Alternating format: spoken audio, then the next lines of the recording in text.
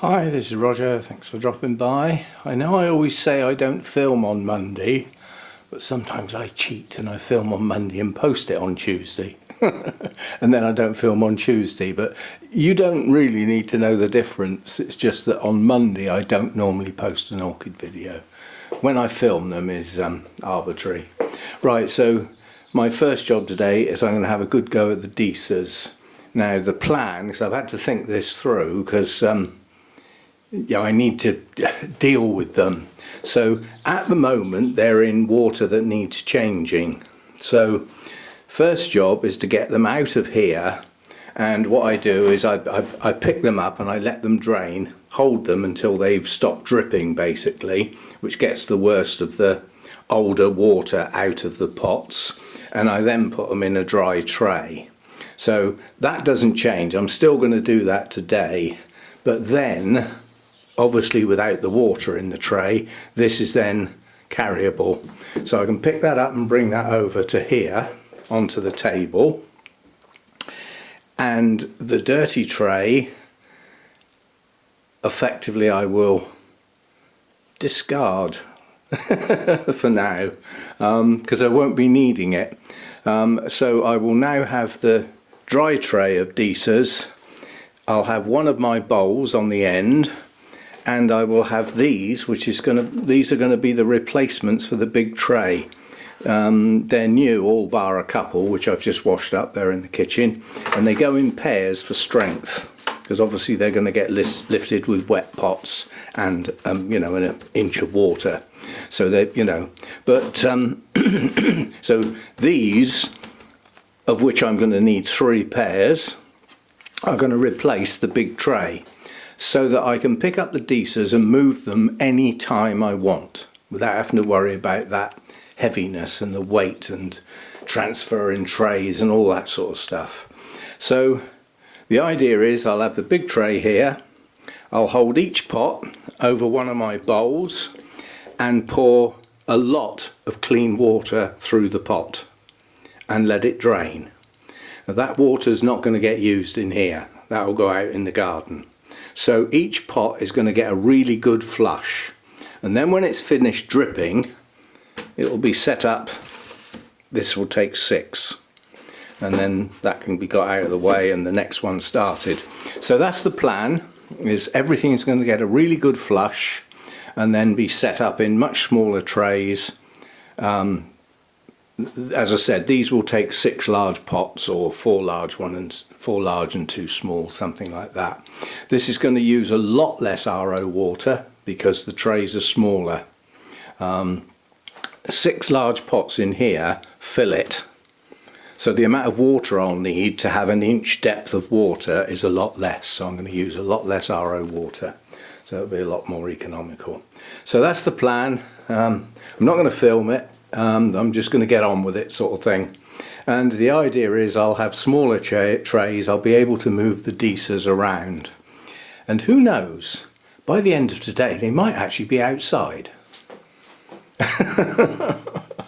The trouble is we've got a very warm week coming up. The cooler nights will do them the world of good, but unfortunately we've got a couple of days this week where we could be up into the mid-20s, and I suspect it'll be cooler in here. But obviously it's not going to be cooler at night, so once this week's over I suspect the Disas will go outside and stay there unless there's a frost threatened, in which case I'll have relatively lightweight trays to just pick up and bring back inside. So that's the plan. I'm going to get that lot done, and then I will probably water the cymbidiums today as well. That doesn't need filming obviously, and then that'll be my work done for today. So, but I want to get these Disas cleaned up. I want them to get a good flush through so that there's nothing in those pots untoward. What Jim was talking about, making sure that you unpot, especially Disas that have bloomed. Once a Disa's bloomed, that plant will die. Now I had a lot of these in bloom, and they got like large pots like this, got split into 4, and each one of those 4 got put in its own pot with some new media around it. So the old part of the plant that had flowered is still in there, and it rots, it dies and rots, still in the pot. Now it's obviously just not good, is it? So we won't be doing it again. Unfortunately, there have been losses incurred as a consequence. So there's some of the Disas I had, I no longer have.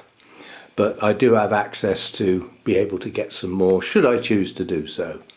But as I say, I can't go round doing that to all of these pots now. It's too late in the year. So we will have to wait till the autumn now. And then they will split them up, and in the main the good strong plants that haven't bloomed will have their own little pot. That's how quite a few others are doing it, including Jim at Mather's. So that's my plan for today. Anyway, I shall plod away at it. There's still some heavy lifting to do with the once all those are transferred into here, that's still quite heavy, even though it hasn't got the water. And then I've got to carry the one with the water in outside and chuck it on the garden. So we'll plod away at it, have a coffee break now and again, and just basically get it done. And I will feel a lot happier about these plants at that point, once they're all flushed right through and set up in their smaller trays. So, right, I'll see you next time. Thanks. I may actually film the end result, so I probably will actually, and I'll add it on to the end of this bit. These are all the rotten bits I took out, which included some what looked like maturing plants, but there's nothing on the end of them. This one only had 2 tiny bits of green in. They were rotted off, so that one's now lost. That's the colour of the water that's flushed out of them, so that can only do some good, I'm sure. And we've got them set up like this now, so they're in 3 smaller trays, each of which is liftable even with the water in it. You'd have to go careful not to slop it around and tip it all over my feet. But it's difficult to believe what's actually happened. All of these are the same Disa. All of those are the same Disa. All of those are the same Disa. Those are the same. These are different. So we've effectively only got 1, 2, 3, 4, 5, 6, 7 different Disas. And in fact, that one goes there. So take one off. I put it in the wrong place. These 3 are the same. These 2 are different. So 1, 2, 3, 4, 5. I've only got 6 different Disas. And I've got a lot of some. I mean, if you look at these plants are actually quite good. But all 3 of those pots full of Disas are all the same type.